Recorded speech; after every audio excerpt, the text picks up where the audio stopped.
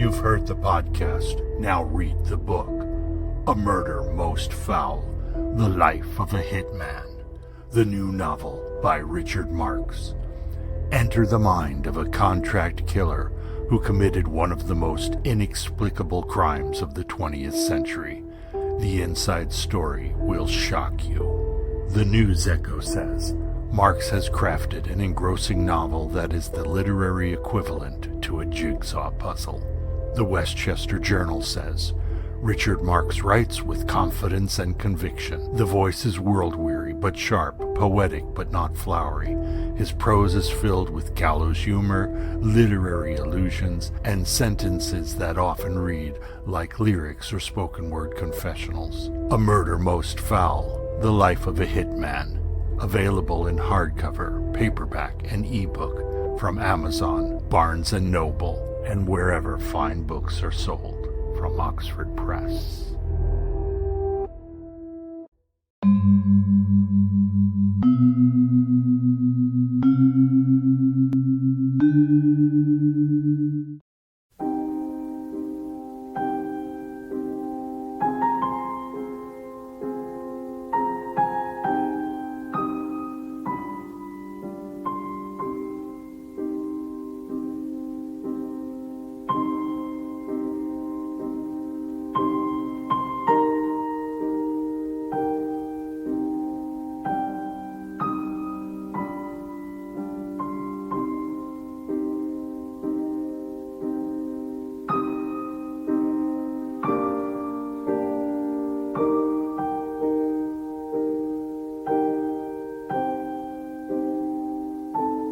Greetings, friends. This is Dr. Richard Marx, and welcome to A Murder Most Foul, The Life of a Hitman, a reading of my unpublished novel in chapters. I hope you'll enjoy it.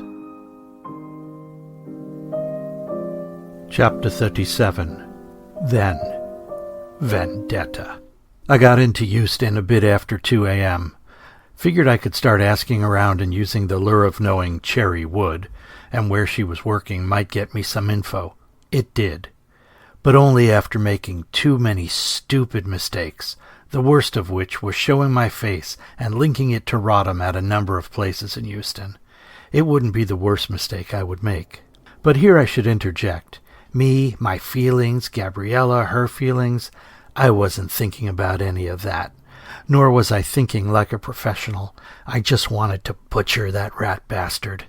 Eventually, I met a piece of human scum who went by the name Frenchy. It was at a sex club that apparently never closed and only hired girls under 15 years old. Frenchy made a phone call and I was shuttling us both to Rodham's apartment. "This is the dude," Frenchy said as my introduction. Rodham was a typical dirtbag. Not your Hollywood version of a Versace-wearing classy pimp or an all-business drug dealer. Nope, just a hick lowlife. "So you know where Cherry Woods is?" "Yep, I saw her stripping at a club in Nogales, Mexico, not Arizona."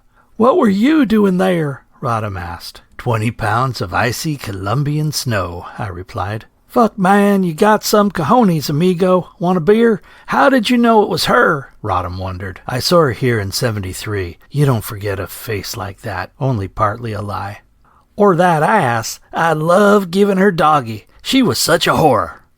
I couldn't wait to kill him. "Hey, Clint," Frenchy interrupted, twitching like some kind of spastic. Can I grab a snort?" "Sure. Think of it as payment for introducing me to... Hey, man, what's your name?" "Billy Weebling." "Yeah, Frenchy, for introducing me to Billy here." I turned to Frenchy. "Yeah, Frenchy, Billy Weebling." It was my only way of sending a message that I couldn't ever be sure would be received. "I used to get my shit through an airport in western Arkansas, but fucking politics has thrown a donkey into that. So fuck, Cherry Woods.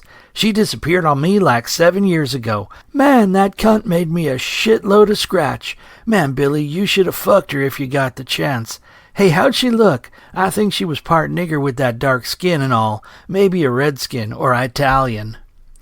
I was losing it, boiling inside. Any professionalism I've claimed evaporated. I pointed to his mantle. "Holy shit, is that a Givenchy clock? That's over 100 years old." I pointed to a marble clock on his mantel. I don't know. It was my grandma's. I think it's real gold. Fucking heavy, he said. If this is made by Givenchy Clockwork in Paris, it's worth about $50,000. The fuck you say? No, man. Clocks are my hobby. Pussy is mine. He laughed in that guttural, moronic way, as if he had said something witty. Do you mind? I walked over to the mantel just as Frenchy returned from the kitchen with my beer. Hey, Frenchy, our new friend says my grandma's old clock might make me a rich man. Dude, I need you to go to Nogales and get Cherry. What's the name of the club, Billy? In Nogales, it's El Matador, like me. But Nogales, Mexico, not Arizona. Seriously? Frenchy asked. I hate the board, and I fucking hate Mexico. Billy says Cherry is still a smoke show. Get her and you can fuck her. How's that? If she's still using, it's a deal. She was a great fuck when she was high. She'd do anything when she was junkin', Frenchy opined, and then added a long, drawn-out, anything, and winked at me. Aw, poor Frenchy. He just earned a lifetime of pissing into a colostomy bag, but it would probably be a very short lifetime, so 'tain't no thang. Damn, this must weigh 25 pounds. Holy shit, my eyes, can you read this tiny engraving? I asked Rodham. I don't parlez-vous no French, do you, Frenchy? And he laughed, his last laugh. I walked over to him and held the clock upside down. The marble columns on either side of the clock face made great handles. I don't see any. I brought the clock down on his head. Part of his scalp and parts of the clock crystal shattered on the floor. Frenchy yelled, Billy, what the fuck? Before he could get the word out, I pulled out my PPK and put one in his gut. That's the thing about a gut shot. You die without medical attention, but it takes a really, really long time. And it hurts like hell. Rodham was bleeding all over, but he was starting to come to. This is for Cherry. I hit him with the clock again, and again, and again. I kept hitting him until there wasn't anything left for me to hit, just a mass of blood and brain matter where his head should have been. I pride myself on my ability to maintain control, but I felt like a man possessed. I sat down and looked at Frenchy. Please don't kill me, man. I'm sorry, please, he sniveled. I'm not going to kill you, Frenchy, but please tell me about Cherry. Tell me how she would do anything. Come on, man, I'm sorry. She was a nice girl. I'm sorry. I don't want to die. Oh, Frenchy, I think you shit yourself. Please, I take care of my mother. I'm only 36. I stood up. Frenchy seemed to want to crawl away, but what was left of Clint was between him and the door. Frenchy threw up. Frenchy, let me clean you up. I rolled him over and undid his pants. The smell was vile, but not unfamiliar to someone in my line of work. She was a good fuck, huh? You were like 30 and she was 17? Oh, Frenchy, that's bad. I used my trusty Fairborn Sykes to castrate the freak. The scream was only muffled when I shoved the severed member in his mouth. Swallow it! He spit it out and started screaming again. I popped it back in his mouth and put the PPK to his temple. I said fucking swallow it. He did. Open! I commanded. Frenchy opened his mouth. Good boy. I twirled the knife in my hand and severed his balls. Back in the mouth. Frenchy started to gag. I put my hand over his mouth and nose. Swallow! It took him several tries, but he finally got them down. I looked him straight in the eyes as he sat there in a pool of piss, shit, blood, and vomit, and slowly said, William Weebling. Remember my name, William Weebling. I left him and walked out the door, leaving it open. I was halfway down the call before the screaming started. Right on time.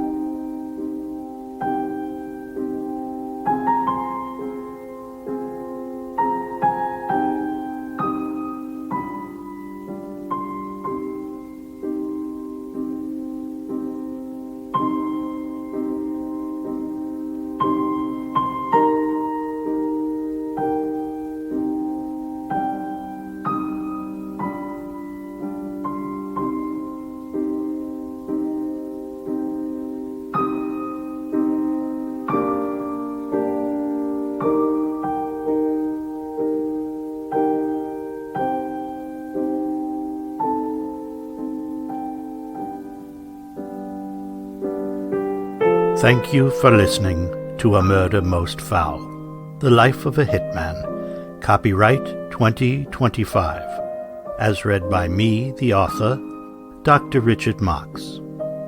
A new chapter will be posted each week. A Murder Most Foul is produced and recorded at Batavia Studios in Jakarta. This podcast and A Murder Most Foul, The Life of a Hitman are solely works of fiction, and any similarities to persons living or dead are merely coincidental. The music used in this podcast is the second movement of Franz Schubert's Piano Trio in E-flat, Opus 100.